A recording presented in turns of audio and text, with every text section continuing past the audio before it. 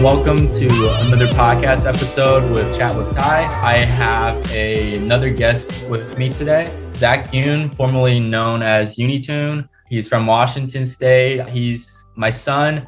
I found him in a local dumpster and I've kept him for so long. So why don't you introduce yourself, Zach? Tell us a little bit about yourself and tell us a fun fact about yourself. Yes. Like Tyler said, I am from Washington. I've specifically was born and raised in Federal Way, and I've lived here my whole life. And me and Tyler went to high school together. I'm 2 years younger than him, so I met him during my freshman year, which was his junior year. And then we played baseball together. We just hung out together. We just kicked it a bunch. So we became close friends there.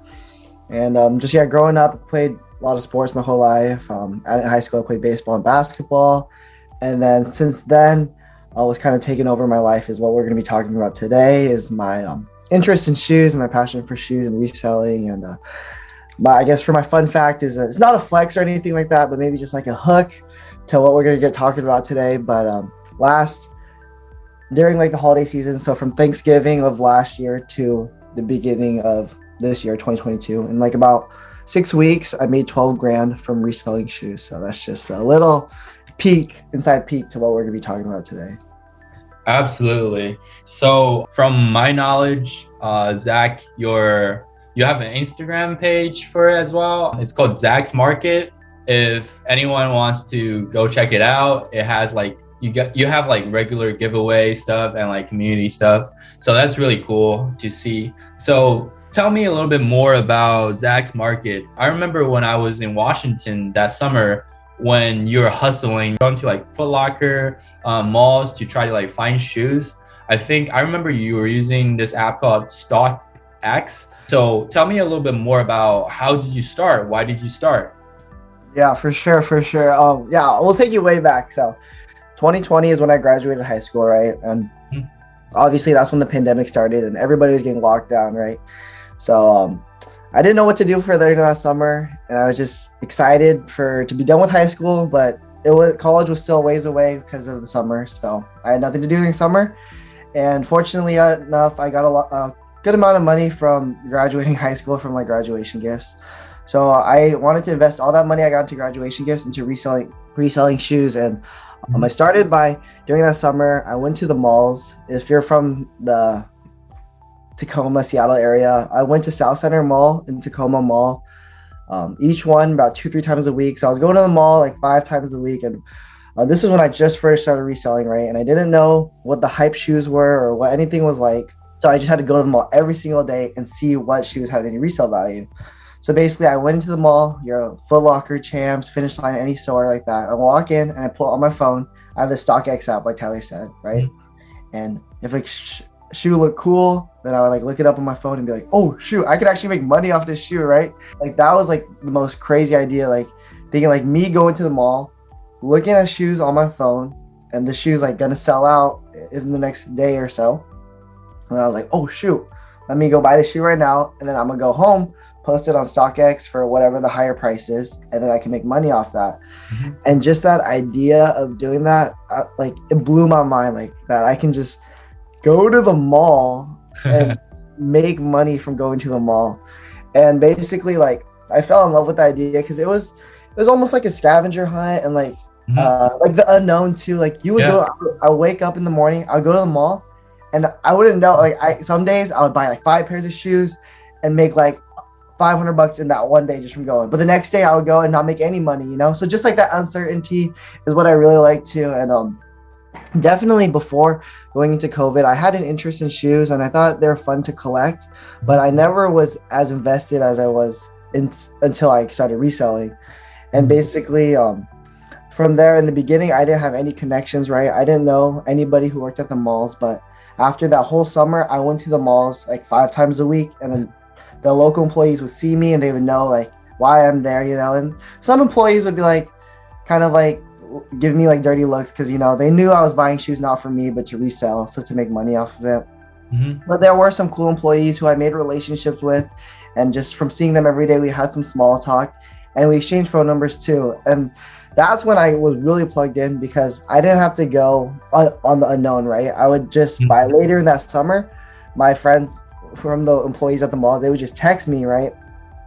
And then that's how I would know to go to the mall. So then that would just save me a lot of time. So it just taught me like a lot of like business 101, just surely from like going to the mall to reselling, and just like how important it is to make connections, like just like negotiating prices with other sellers and just meeting a community. So yeah, that was kind of like that was like the summer of 2020 and how I first got dipped into it. Just like from COVID, nothing else to do but just grind at the malls 5 times a week, and that's how I kind of started my platform. And just over that summer, I probably sold 200-300 pairs of shoes to get started. That's interesting. So one of the questions that I have is like, how do you stock those shoes up? Because obviously you buy shoes and then you have these like dozens of pairs of shoes and you don't just resell it right away. I mean, you do like a good percentage of it, but where do you store like the rest of the inventory? Yeah, that's a good question. So so in reselling, once you buy the shoe that obviously has its resale values, there's 2 ways that you can take about it, right?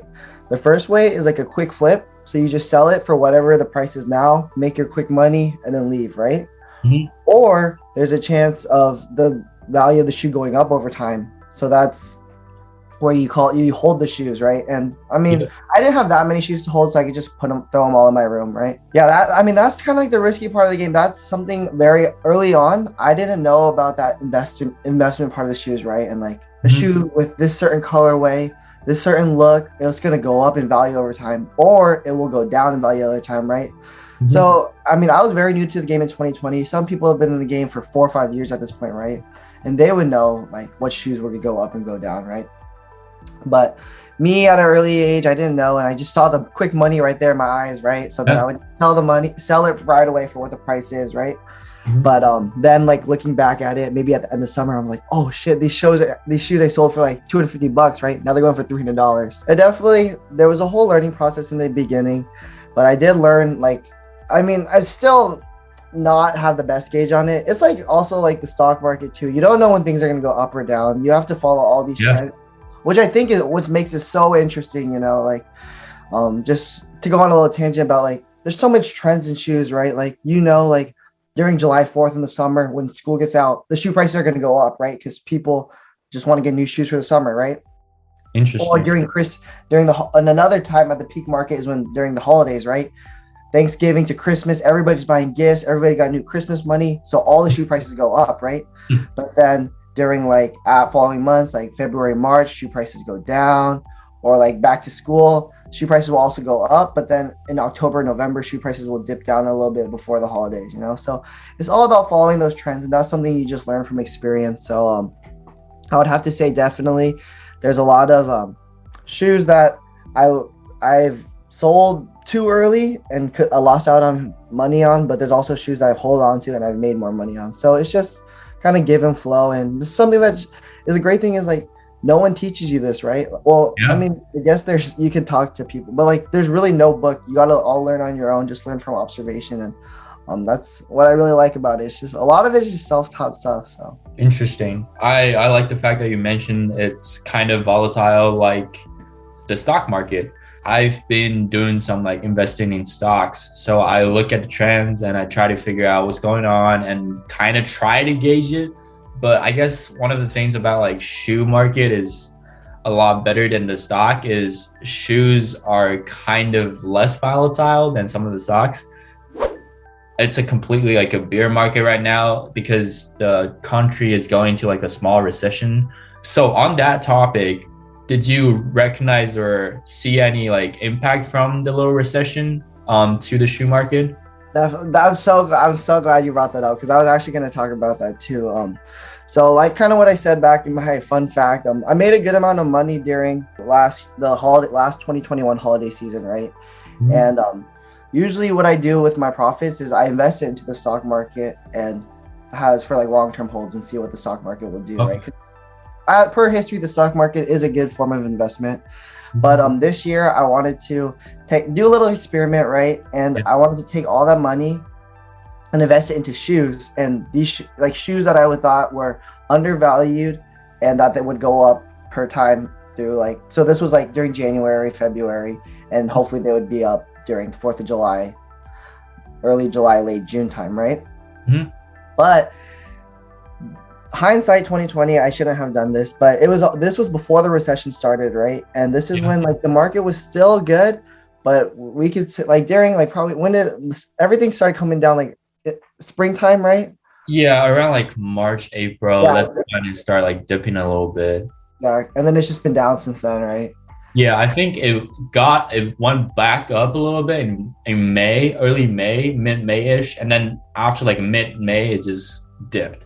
Dipped so much, right? So, I mean, like the stock market, the shoe market dipped hecka too. So a Yeah. lot of the money. I mean, if I invested it into the stock market, I would lost some money too. So I guess hindsight, I should just kept the money and not invested into anything. But yeah, I did try to invest it a lot of my money into sneakers, and I put because like at the end of the day, shoes are assets too. Their Yeah. value, their value will go up or their value will go down. And unfortunately, I did take some big hits during this year. So I've been I bought about 75 pairs of shoes at the beginning of the year to hold throughout, but I've been able to sell about half of them and kind of get my money back. But yeah, I still have the other half, and those will be long-term holds that I will look to hold for the rest of the year. But I mean, this is a great plug for if anybody's listening and who's into collecting shoes. That a lot of the shoes are down in price right now, so if you can afford it, it's a great time to buy any shoe that you've been looking to buy, because prices are at an all-time low right now, and hopefully the sneaker market will keep back up. But yeah, I've been talking to a lot of my other fellow resellers around the Seattle area, and yeah, business has been slow. Just people don't have the extra money to buy shoes, and shoes that used to resell for a lot of money, they don't resell for less. So there's just like a lot. It's just the shoe market's been stabilized as in comparison to the stock market. So it's an interesting time to go through right now. Yeah, absolutely. That's one of the things that I was gonna talk about when you talked about buying a lot of shoes and you're making it like a long-term hold on it. So I do understand, like with the stock market as well, that one of the saying was that as long as you didn't throw away the stocks when it's low, then you still have a chance of gaining money, gaining the revenue back. So one of the question I have would be, because I'm not too big into shoes and I don't really have much knowledge on the shoe market. Do you think that the value of the shoes will certainly go up, or does some kind of shoes, their value goes down after time? And how do you determine that? Definitely. I think well, hopefully like these shoes that I bought into back early on in January were were solid buys and shoes that should prolong over time.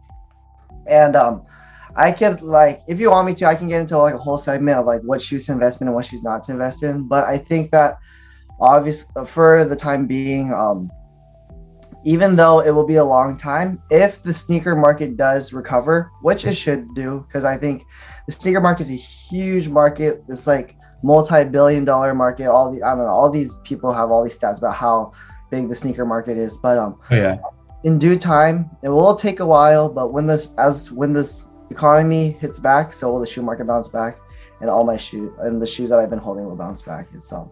Fortunately enough, I don't need that cash right now, so I can hold into the shoes as assets. But if you do need the shoes right now, if you do need that money right now, it's good to sell whatever you have. Well, one of the other interesting aspect of Zach's market is the fact that you currently has hold on two markets right now, because you were in Washington and then you moved to California, Santa Clara area for college. So can you talk to me about a little bit more about how you were able to find people, or how you can manage this business from somewhere that's so far away? Yeah, Tyler. Wow. Yeah, that's a good point. That's a really good point. But yeah, just for a background, like growing up in Seattle, like what Tyler said, and then recently this past year, I came down to Santa Clara, Northern California, Bay Area for school. And yeah, it was a big transition because it was a good opportunity for me to expand my market, because for any of you guys who know, the shoe reselling market in the Bay Area is crazy. Like there's so many big names here. So it's a great opportunity to expand. And there's a lot of, it's part of the culture too. A lot of people here do wear hype sneakers. But for me, it was pretty hard though, because kind of put it on the back burner and while I was in California, because I didn't have a car. So it really made it hard for me to do meetups and get around. And also, like, I wanted to focus on school and just my new life, my like living in this new area, you know, make new friends and do that. So, I mean, definitely like school is a big priority for me. And I definitely think, I see it as like school's first and like the shoe reselling is more of a hobby. So, and without my car, it was pretty hard to do it in California. I did make some connections. I threw OfferUp. I tried to buy some shoes from other resellers and make other sales too. So it wasn't a total fail, but I didn't have the best growing my, you know, my presence in the Bay Area as I could have. But I definitely think if I invested more time into it and had a car, it would have been different. But luckily enough, my resale page still did stay afloat because of the activity we had going on in the Seattle area. Like I said earlier, I was thankful enough where the past 2 years during 2020 and 2021, I just made so many connections around the city. And one of my close friends was actually, he worked at Nike Seattle in downtown Seattle, a big Nike store. They got a lot of drops there. And whenever they got drops of shoes, he would text me first, and then I would text my friends, and we would all mob up there and get all the shoes that we could, you know. So I was very fortunate enough to get plugged there, and I'm not gonna flex, or I'm gonna flex, okay? But like I was one of the most plugged people at Nike Town, and like I was kind of known for that in like in the Seattle area, like Zach's Market, like he's always there when everybody's at the shoe loop. Zach's Market is always front in line, you know what I mean? So me and this other reseller named Trap Market, me and him I worked with him. He had other connections. I had my Nike connections. We teamed up and we took over the city, you know? So thankfully enough, me grinding in 2020 and 2021 helped build up good connections that when I was gone in California, I could still keep those going. And whenever I would get the text from wherever, all these different people, I would text my boys. I had a close group about like 3-4 guys, and I would text them and they would go and get the shoes for me. So yeah, it was a great system. So basically I was kind of like the middleman. All my plugs would send me information on when a shoe's dropping, and I would tell my friends, and then my friends would go get them. So yeah, that's how I still stayed afloat when I was down in California. So I saw that you have a good like online presence with the Instagram account Zach's Market, where you post like picture of the shoes, the new shoes that you're getting, and also a lot of giveaways I see. So can you tell me a little bit more about how you started the online presence, how you run the giveaways and stuff? Yeah, for sure. So basically kind of to backtrack a little bit, I started reselling back, like I said, during when school got out, so around June. And then from June, during that summer, I only sold on StockX, right? Because it was the easiest platform to sell it on. They made it really easy. Basically, when you sell an item StockX, you sell it to another buyer, and then you have to ship it to StockX, who verifies it, and then they will ship it to the buyer, right? But through that process, of course, StockX is the middleman, and they take out a large chunk of money, you know. So if I sell a shoe for $100, I'll probably only get paid $85, right? And then because of the fees and everything like that, the buyers will have to pay for like $120, right? So there's that difference, right? So if there's a shoe for $100, that buyer will pay $120 and I'll only get $85, right? So StockX takes a lot of that money, right? And StockX is good because it makes it really easy for the buyers. Like, I mean, you know, it's supposed to be authenticated legit, but they've had issues with that recently, but we don't have to get into that. But it's supposed to be legit, you know, and they have a huge variety. And if you don't know resellers, you know, it's convenient to buy it from them, you know, but you will have to pay that premium price. But there's this whole phenomenon of Instagram resellers, right? And basically Instagram resellers are supposed to take out that middleman of StockX, of Go, of other third-party reselling parties, and just be one-on-one with the buyer and seller, take out all the fees, get a cheaper price, and you help both. You help small businesses, and the buyer gets the price for a cheaper price than what they would get paid on StockX or Go.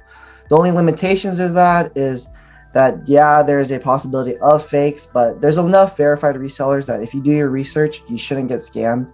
And there's less variety too. StockX has all the shoes you would want. But if you want just a common shoe though, it shouldn't be hard to find it from a reseller. So basically that's how I started my reselling account in November, because I wanted to take out that middleman.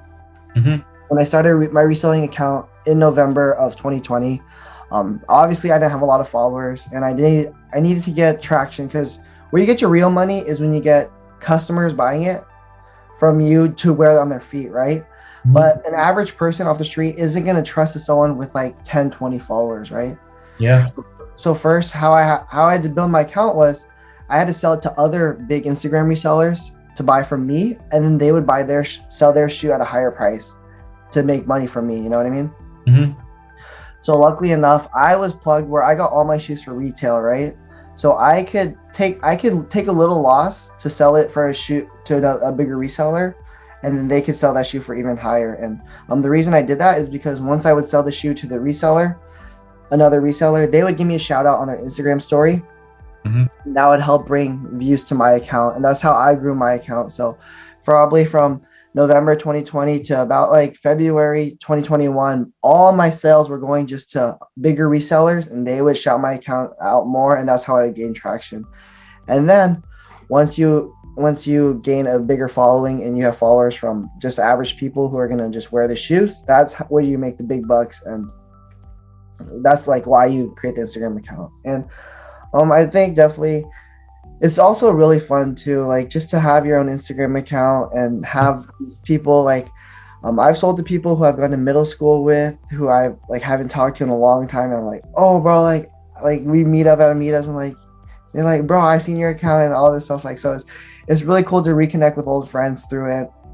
And I think I'm really passionate about shoes. I have my own sneaker collection at home, and just to bless people with like a pair of shoes that they're gonna rock. Like I know the feeling it gives me when I get a new pair of shoes. It makes me feel good, makes me feel confident, right? So to be able to pass that on to people, and like they're just grateful to get that shoe, to get the shoe that they've been wanting. So I think it's really fun to create an Instagram account and just create that good connections with your customers and clients. And I think also you make friends with other Instagram resellers too. Like during my first year of college, it was all remote, right? And I went to UW for the first year online, and I didn't make any friends, because how can you make friends in a Zoom class with 200 kids, right? So the friends that I made during my first year of college was through other resellers, and I've made some pretty good friends during that. We all have group chats, we talk, and it's good to bounce each other's ideas off of one another. So yeah, it's been really cool to create the Instagram, and through that I've just been able to grow and been fortunate enough. Me and my partner, this is kind of going on to like how we run the giveaways. And my partner he's a big like shoe botter. So basically he runs a bunch of bots, and that's how he can get like heck of pairs of shoes. So like per drop, he might get like 100 to 200 pairs of this one shoe, you know what I mean? And obviously that's a lot. And without those bots, you can't get it. Like me, I only get 1 or 2 pair per drop just from going into the store personally. But he has this huge presence, right? So he has this huge inventory, and me and him, thankfully, he chose me to team up with him, and that's how I was able to run a lot of my giveaways. Basically, we sell. So he lets me sell all of his shoes for him, and I sell at a 10% commission. So whatever we sell the price for, I get that money. I get 10% of the sale. And then, we're selling huge numbers of shoes. Like to go back to what I said, during the last holiday season, we probably sold 500 pairs of shoes, right? So through that, we're able to run giveaways, and the giveaways just run even more traction to the account. I think during that month, we gained like 400 followers. I think we went from 600 to 1,000 followers just from the giveaways. It's kind of a win-win. In a way, I feel like it's like you're kind of like buying your followers, but people get like, there's a chance to win a free shoe for just sharing it on your story, tagging a couple of friends, and you get to win a free shoe. And then in turn, we like to give back to those who've been supporting us, and everybody's reposting on their story, so you gain a couple 100 followers with that as well. So yeah, that's kind of how we run the giveaways. And it's been fun. We try to do it like every holiday season. We did it we did one recently, put it July 4th, so we might be doing another one in September when school is coming back too. Also on with a new pair of shoes before school. So you talked about meetups. So how does that work and how often do you do it? Good point. Good point. Okay, so yeah, I mean, yeah, meetups are dangerous. So meetups is essentially how you sell your shoe to a customer or buy a shoe. And yeah, there have been times of, I mean, yeah, frankly enough, like people have been getting like killed, robbed, mugged during meetups. But yeah, it is dangerous out there. But I think I try and put myself in the best situation before we do the meetups to avoid that. You know, always meeting in public areas, malls, banks, grocery stores, wherever, you know, always gonna have a lot of eyes with me. And I'm always trying to bring someone along with me as well. So I'm not ever going in alone. But if it's trusted people, you vet their Instagram account, just the way they've been talking, you know, you look at their profile picture and most of the, I mean, knock on wood, thankfully enough, I've done hundreds of meetups and I've not met any, ran into any sketchy situations, you would say. And so I've been lucky, very lucky, but just talking to my other colleagues, I've heard some horror stories. So I think it's most important to keep yourself safe. But yeah, to kind of sell it, how we sell shoes is that once we get a shoe, we post it on our story for, it gives us like, there's 4 criteria to it. It's the condition of the shoe, whether it's new or used, the name of the shoe, the size, and then the price. And sometimes we're flexible on the price, other times we're not flexible, but people would just DM us and basically, if they're interested in the shoe, we can set up a meetup to do the transaction, and then then we just like let's say like meet me at South Center 5. Boom, we both pull up at South Center 5, do the meetup, and then it's an easy transaction. So yeah, it's pretty smooth. It is a lot of driving and doing shoe reselling. You always have to drive to all these meetups, drive to all these shoe stores, but luckily I don't mind driving it too bad. So yeah, it's just fun. Get to meet new people. So is all of your selling meetup based, or have you ever tried doing like shipping to an address and getting money in return somehow? Oh yeah, good point. So yeah, I also thankfully enough, I'm blessed enough to have followers from all over the United States. So I do have a lot of people, not a lot, but there's a good portion of my sellers who I do ship to. We ship to the whole United States for $10. You just have to add $10 to whatever you're paying, and then we'll ship to wherever in the United States, and it should get there within the week.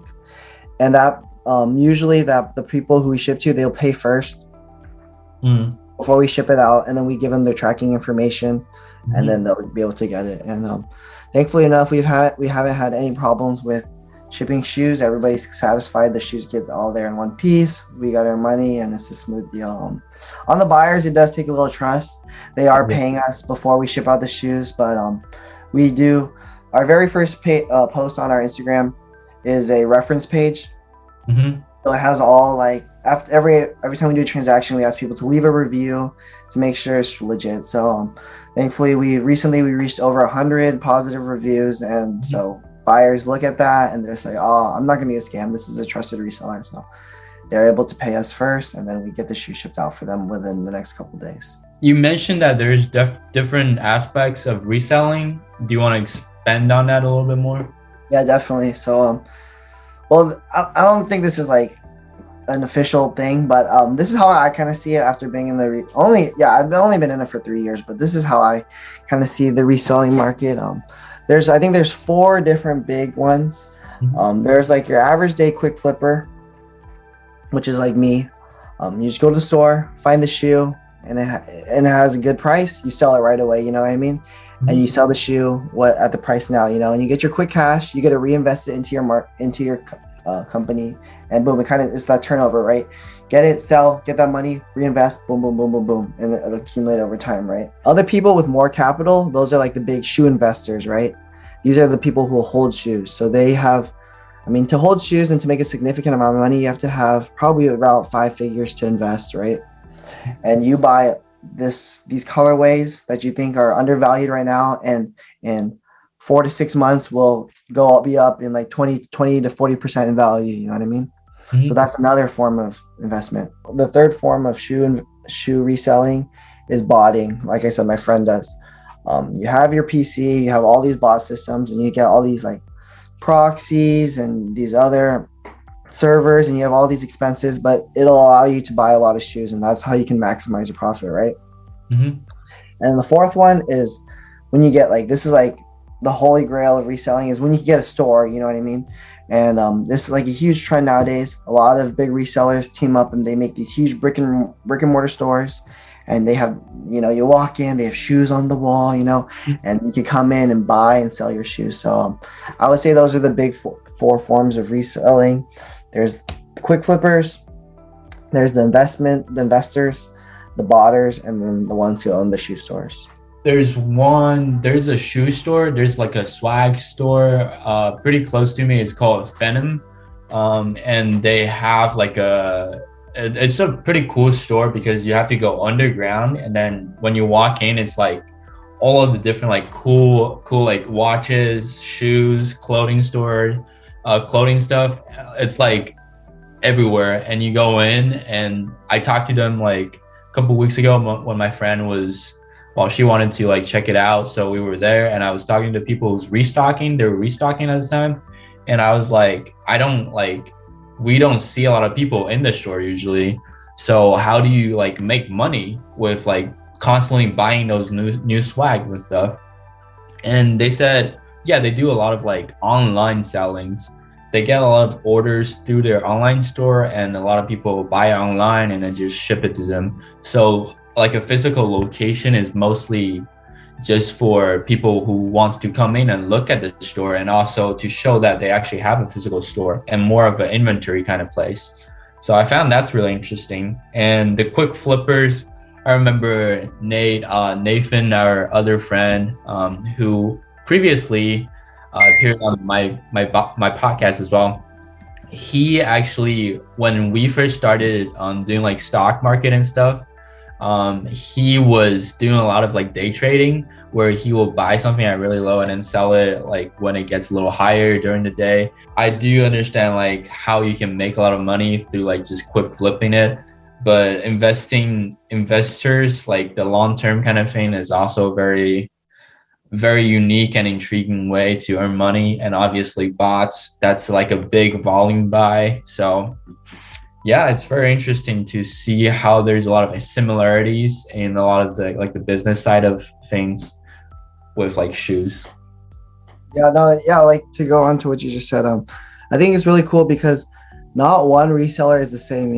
Everybody does, I would say like everybody does a little bit of everything, and you would talk to any reseller and no one else, like, two resellers are the same. Everybody does it their own way. So I think that's what makes it really special too. And there's a lot of collaboration and just talking to one another and seeing what works and doesn't work. Because ultimately, there have been resellers who've been in the game for 10, 15 years, right? But that's still very new, you know what I mean? And there's it's just a new unknown thing that we're all going through together. So we're all learning together. So I think it's what makes it really interesting. One final question for you. So what advice would you give to someone who is just starting and wants to get into this kind of business?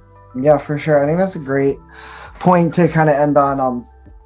I think the biggest point of it is just you have to be passionate about shoes. You know what I mean?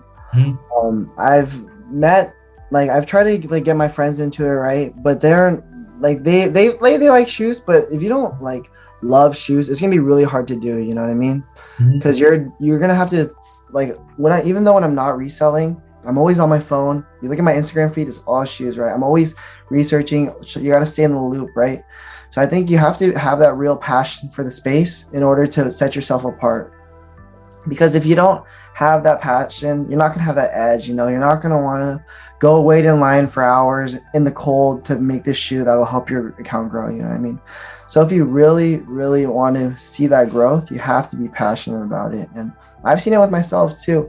When I'm more passionate about it, I see my account grow more and I see the numbers come in. And versus when I'm less passionate about it, it slows down and it's not where I wanted to see it grow. So I think the great thing about it is you have full autonomy over your situation. You know what I mean? Mm-hmm. You could put as much work into it or as little work as you want, but like with everything, you're going to get what you put in. So if you really want to see it grow, you have to have the passion, because if you're passionate, the opportunities are there. Anybody can start reselling shoes. So just to have that passion. Yeah, definitely. I totally get that. That's a good point. One of the things that people teach us or people talk about when I like meet professionals in the sports industry, the one thing that they really emphasize on is you have to be passionate about sports. Whether that's the aspect of game day operations or ticket sales or just fan engagement, relationship, fan relations, and all that stuff. You have to love what you do. You have to be passionate about it because sports as an entertainment industry, you are kind of fan facing a lot of the time. So it shows that when you're actually like passionate about it, people can see that, people can feel your passion about the things and they will gravitate towards you a little bit more.